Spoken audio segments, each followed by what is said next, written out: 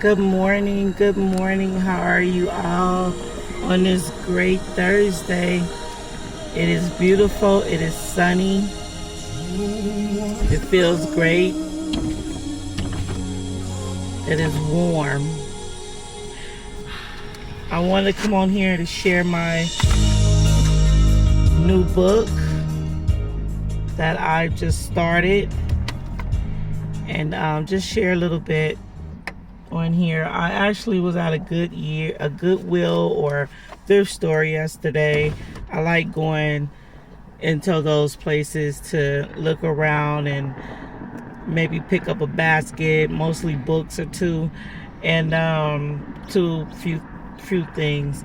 But this book is called Power Source: Taking Charge of Your Life. Power Source: Taking Charge of Your Life. And when I seen the book, it was actually 3 of them, and I should have grabbed the last 2, but you never know who's shopping for books like I am, so I decided to leave them. But I should have took another one and passed it along. But I do not mind sharing my books.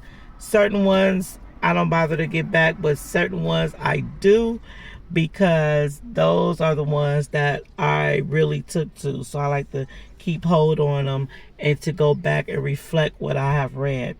So, like I said, the book is called Power Source: Taking Charge of Your Life. That's what caught my attention. And as I began to read through the book while I was at the store, I decided to buy it. This book is basically about teenagers, what they go through in their lives, addictions, from younger, because I'm not going to say child because they're still a child, but addiction, as they learned as they were a little kid, and into their adulthoods, and people that they seen, parents, siblings, grandparents that were around them, their atmospheres, their neighborhoods that are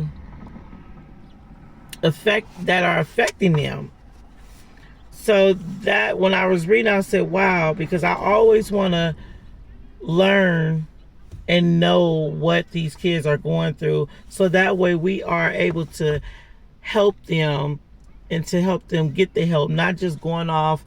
I've learned that some jobs do not allow you to say certain things or to do certain things for a kid, to help them even more than what a job can help them with.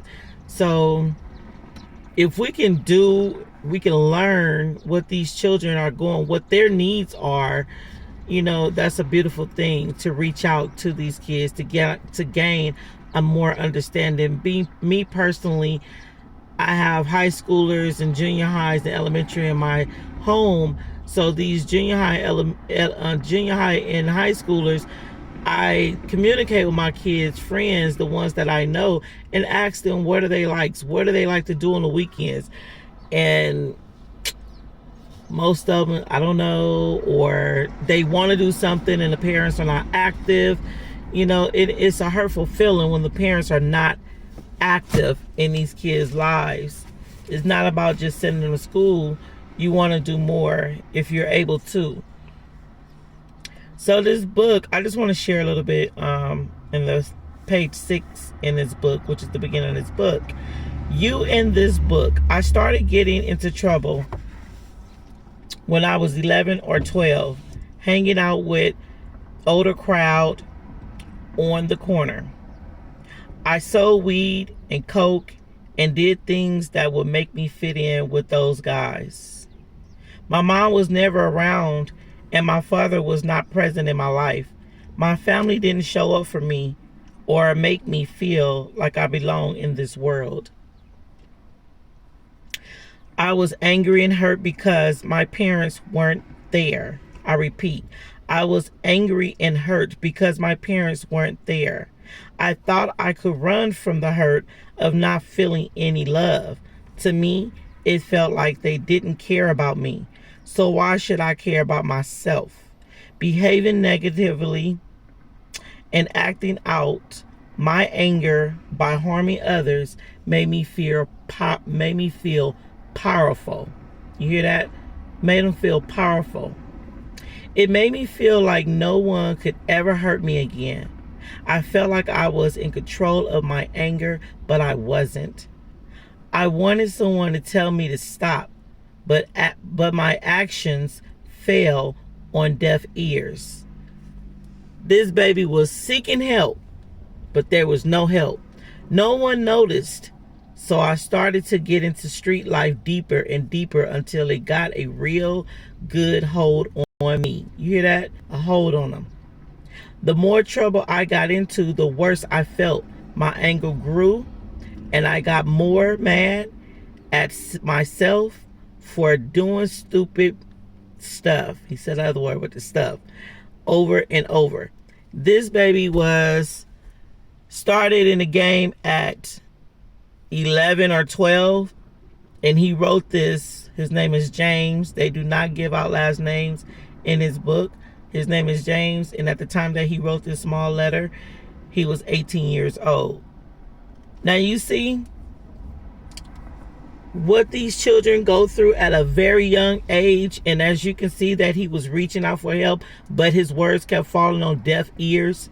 Parents were not involved. Daddy was not involved, not even around. And mom, either she was working hard and trying to build a life for him and her, or just out there, Stella got to get a groove back, doing her and forgetting about her responsibilities. We don't know because it don't say it up in here. It just said that that he felt that he was just by himself basically, but we don't know what was her, what was she doing.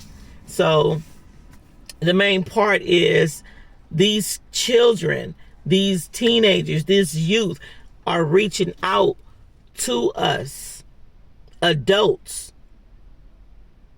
to help, to find a way.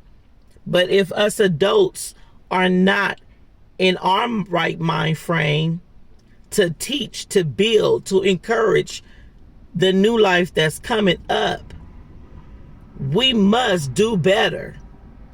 We must do better to get help for ourselves before we try to help the next. They need us. We need them. I said they need us and we need them. So please, to all adults, get your mind right. Get your life right. Focus on the meaningful things in life so we can have a better future for our children. Please, stay prayed up for this new generation. It tears my heart up. I'm sitting here by my daughter's school, and it's connected to a park where they have to do their PE, their track and field during school. And I see these babies, some running around having fun like we used to back in the day, some walking with their phones in their hands, but they still kids. They want to have